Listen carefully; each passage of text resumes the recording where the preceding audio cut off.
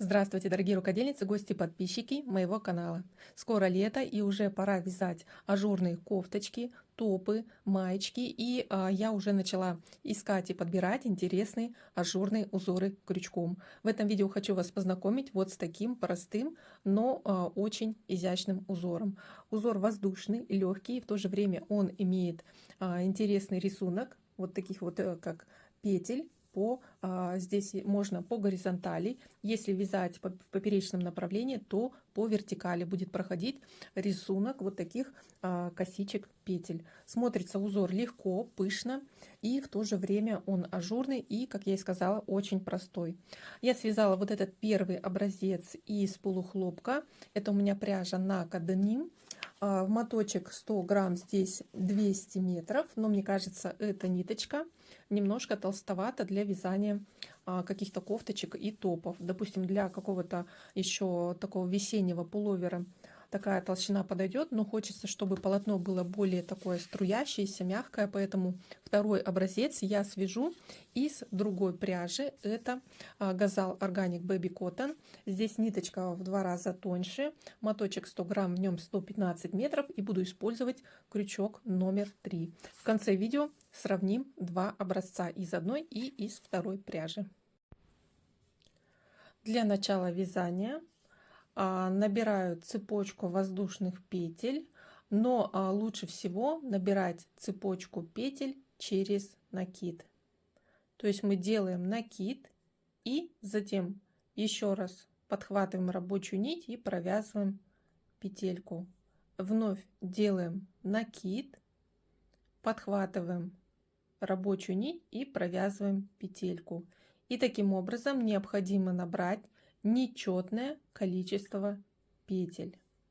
То есть раппорт узора составляет 2 петли плюс 1 будет любое нечетное количество петель. Итак, я набрала 40 петель. Посмотрите, какая получается начальная цепочка. Она такая более плотная, аккуратная, и в то же время она немножко растягивается. Отлично подходит для начала вязания узоров, которые тоже должны немножко растягиваться. И плюс набираю вот 41 петлю. Также делаю в начале накид на крючок, подхватываю петлю и провязываю 41 петлю. Далее начинаю вязать первый ряд. Для начала вязания первого ряда набираю одну воздушную петлю подъема. Далее ввожу крючок за вторую полупетельку, провязываю столбик без накида. Далее ввожу крючок вот в вертикальную ниточку предыдущего столбика без накида и провязываю еще раз столбик без накида.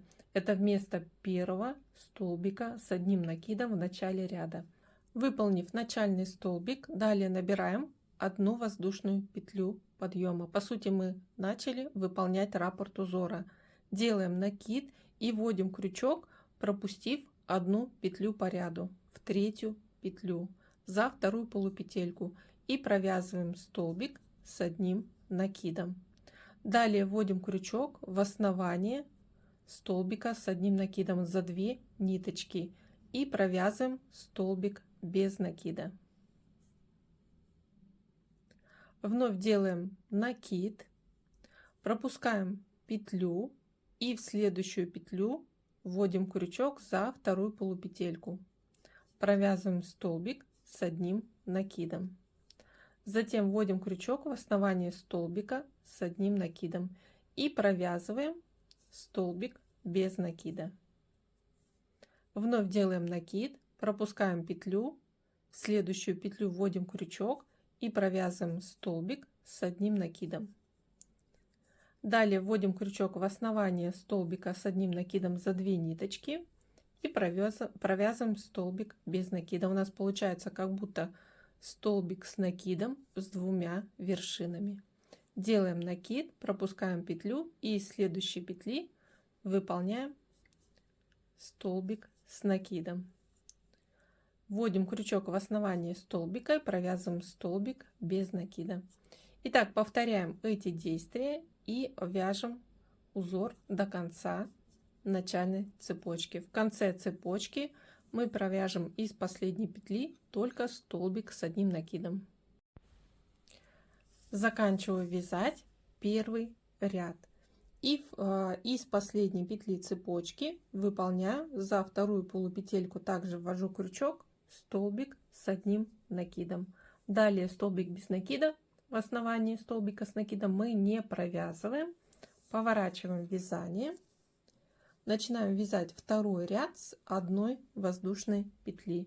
И в этом ряду будем выполнять соединительные столбики с накидом из каждой петли. Делаем на крючок накид, затем вводим крючок за 2 полупетли столбика предыдущего ряда и разом провязываем накид и петлю с крючка. Вновь делаем накид, вводим крючок за 2 полупетли столбика предыдущего ряда и разом провязываем накид и петлю с крючка.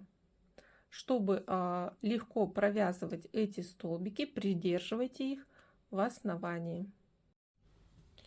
Заканчиваю вязать второй ряд, и здесь я провязываю на начальном столбике предыдущего ряда 41 соединительный столбик. Поворачиваем вязание.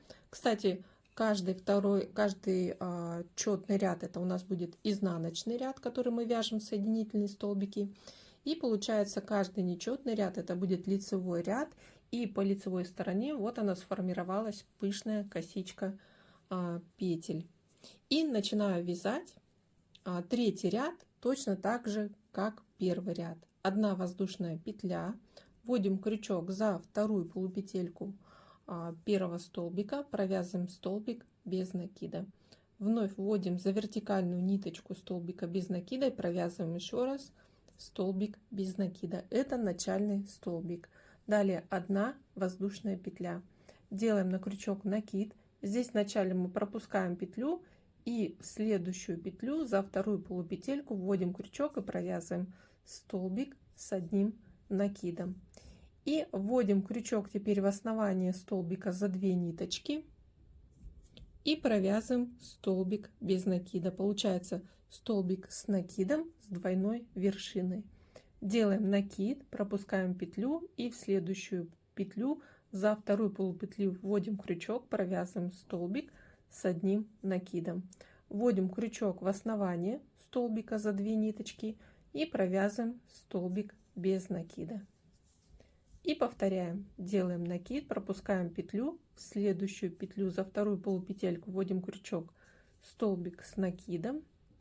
Далее в основании столбика за 2 ниточки и столбик без накида. И так провязываем этот ряд и заканчиваем из последней петли столбиком с одним накидом. Заканчиваю вязать третий ряд, и здесь вот из последней петли предыдущего ряда провязываю столбик с одним накидом. Поворачиваю вязание и по изнанке начинаю вязать четвертый ряд. Одна воздушная петля подъема. Здесь мы вводим крючок за 2 полупетли столбика предыдущего ряда. Кстати, вначале делаем накид, вводим крючок за 2 полупетли и провязываем соединительный столбик с накидом. Повторяем. Делаем накид, вводим крючок за 2 полупетли и провязываем соединительный столбик с накидом. И так повторяем. И в этом ряду мы должны провязать начальное количество столбиков.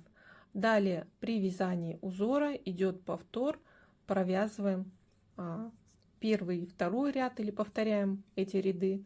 То есть 2 ряда повторяются, лицевой и изнаночный. Сейчас я провяжу второй образец и сравним 2 полотна. Итак, дорогие рукодельницы, давайте сравним 2 образца. Конечно, из хлопковой, более тонкой пряжи образец получился более подходящий для вязания летних кофточек. Он такой деликатно ажурный, более мягкий, получается, но в то же время воздушный. И вот в сравнении с первым образцом с крупной вязкой. Напишите, пожалуйста, в комментариях, чтобы вы связали таким узором кофточку, топ или маечку. Я думаю, такой узор даже можно комбинировать с другими плотными узорами, которые мы часто используем в технике поперечного вязания. Не забудьте поставить лайк, подписывайтесь на мой канал, будем вязать еще много красивых узоров и моделей. До новых встреч!